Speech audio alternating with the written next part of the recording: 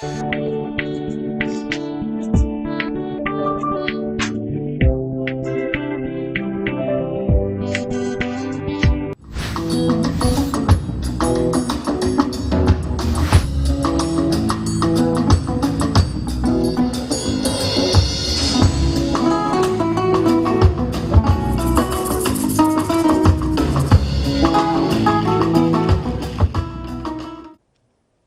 moi, Bilampasi, Mwanango,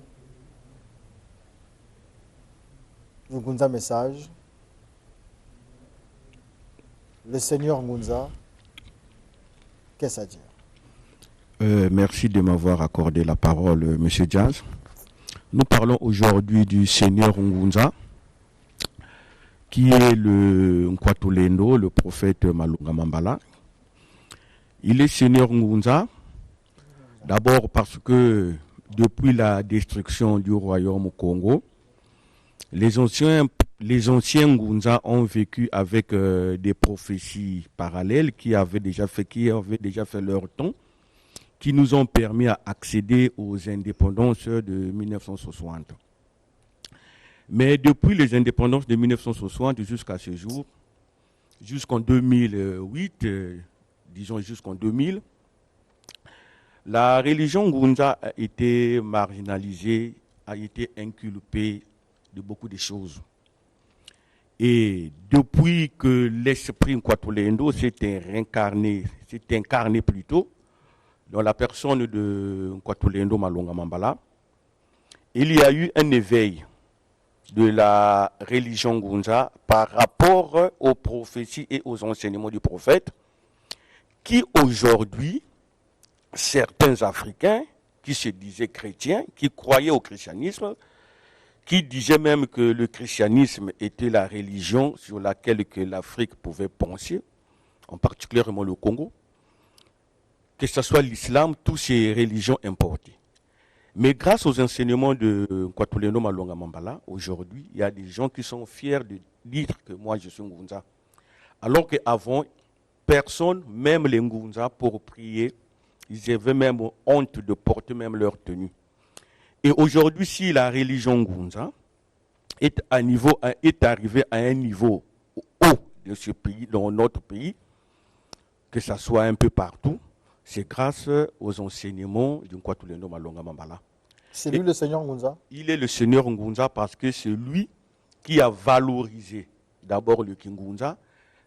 Je viens de dire, depuis les années 1960 jusqu'à nos jours, la religion Ngunza ne participait à aucune activité même de notre État.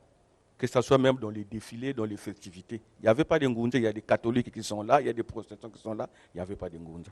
Mais aujourd'hui, c'est grâce à lui, aujourd'hui, les Ngunza, dans les festivités de la nation, ils sont là. Que ce soit dans les meilleurs vœux partout des chefs de l'État, les Ngunza sont là. Et de surcroît même, les Ngunza n'avaient pas de festivités. Les Ngunza pour fêter, c'était les Pentecôtes, les Pâques et tout. Ils n'avaient pas le calendrier Ngunza, n'existait pas. Mais malgré tout ce que vous citez là, Malunga Mambala ne fait pas l'unanimité. Il y a quelque temps, à Pointe-Noire, vous avez créé, je crois que c'était le CESNAC ou quelque chose de ce genre, mais ça a échoué. J'étais à Pointe-Noire, je me suis renseigné, on me dit que ça a échoué. Partout, en fait, il est seul.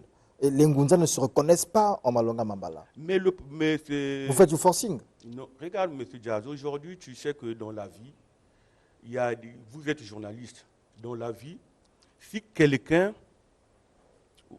doute de vous, c'est qu'il y a complexe d'infériorité. C'est que ce qui a Jazz, il ne peut pas le faire. Il ne peut pas être à la hauteur de Jazz. Qu'est-ce qu'il va dire? Il va critiquer Jazz.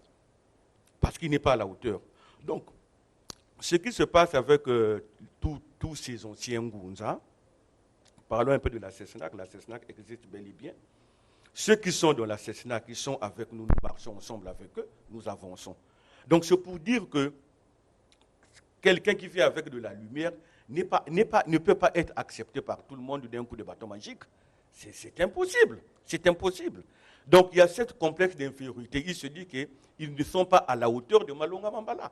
Parce que si j'étais à la hauteur, quelqu'un qui est à la hauteur, je dis que moi je suis à la hauteur de Tatantou Mwambilampasi. Mais moi, je crois qu'on va se collaborer. Ah, mais Tatantou, moi, ce que tu dis là, c'est bien. Est-ce qu'on peut faire ça? On peut faire ça. Parce qu'il est à la hauteur.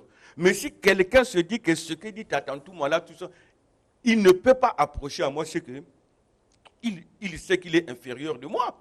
Donc, il y a cette complexe d'infériorité.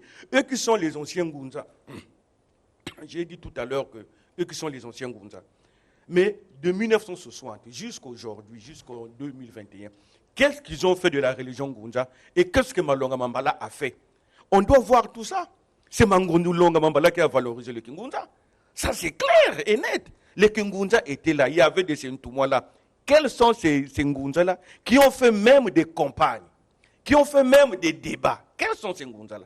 Mais ils se sont attendus au moment que Ngunza message s'est levé, même à Télé Congo. Ils ne venaient pas. Ils ne venaient pas, Jazz. C'est nous qui avons donné cette valeur-là. Ça, c'est clair, il faut le dire. Mais pourquoi? Parce que le prophète Malonga Mambala a reçu la révélation. Il a reçu la révélation de Nzambian Pungutulendo. Mais quelqu'un qui a reçu de la révélation, qui a de la lumière. Mais moi, je pense que là où il y a la lumière ne se déplace pas. Mais c'est celui qui est dans l'obscurité qui vient vers la lumière. Chez nous, en Congo, on dit que là où il y a le feu, c'est toi qui viendras vers le feu. Mais ce n'est pas le feu qui va se déplacer. Donc, ce qui se passe, c'est avec les autres, c'est un complexe d'infériorité et c'est la jalousie, c'est tout. Malonga Mambala, il est où le prophète? Actuellement, le prophète Malonga Mambala, il est dans la ville de Brazzaville. On est rentré depuis 3 jours. On est là, on a des activités, il y a des temples qui est venu qu'on va consacrer, il y a des temples à Kombo, à Poto et puis à Bakongo. Ah ben non, on croyait que le Ngunza c'est seulement filou, hein? Non. Le Ngunza, la religion Ngunza, c'est pour tous les Noirs. J'ai dit c'est pour tous les Noirs, c'est pas pour les Sudistes, c'est pas pour les Nordistes, c'est pour tous les Africains. Parce que la religion Ngunza a existé avant le christianisme. Alors, moi je parle de Ngunza Message concrètement. Oui. Vous êtes à Pointe-Noire, un peu partout au sud du pays. Au-delà de Pointe-Noire, est-ce que dans la partie nord, puisque vous avez parlé, est-ce que vous êtes dans la partie nord, nous venons de s'installer à Ouesso. À Ouesso. Nous venons de s'installer à Ouesso à peine 2 mois.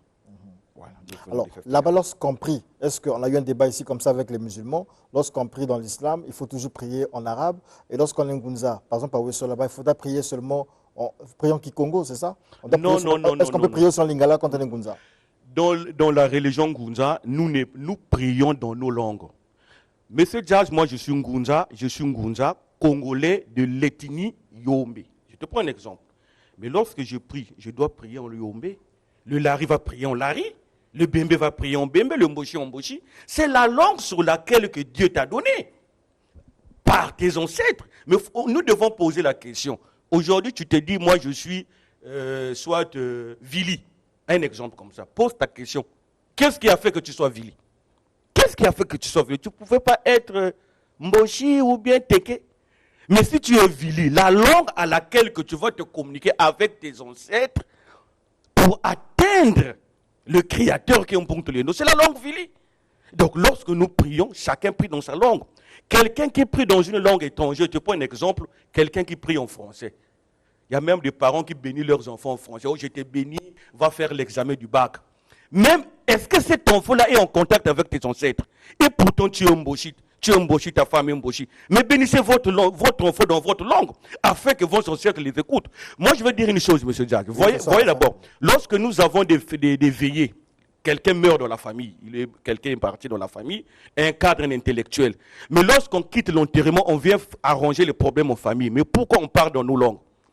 Parfois c'est un général, parfois c'est un ministre. On pouvait dire que c'était un intellectuel, on va parler en français, mais on va parler dans la langue ancestrale. Pourquoi? Parce que nous revenons. C'est la langue qui nous met en contact, en connexion. Lorsque nous partons dans les cimetières, c'est aller voir les tombes de nos parents. Mais pourquoi on pouvait même parler en anglais ou en français? Grand-père, je suis venu te voir. Mais pourquoi nous parlons dans nos langues? Parce que c'est la langue de communication. Merci beaucoup. La haute spiritualité. Tout Mwambila Passi Mwalango, fils de Léopard. Ce sera votre dernier mot. Sinon, nous rappeler les contacts de la religion Ngunza Message. Vous n'êtes pas une église, vous êtes une religion. Voilà, Ngunza Message. Nous répondons au 06 674 13 20. 06 674 13 20. Et le numéro WhatsApp, c'est le 05 023 10 80. 05 023 10 80. Pour ceux qui sont à En Combo, nous sommes au 25 de la rue Arc-en-Ciel, arrêt Bapri. D'accord. Merci beaucoup à vous, Lubasu Lakanda et Tatapou Mbilapasi. Studio 210 continue parce que nous recevons d'autres invités. Le temps pour nous de suivre ce spot des prix Studio 210 qui se tiendront le 14 avril 2022.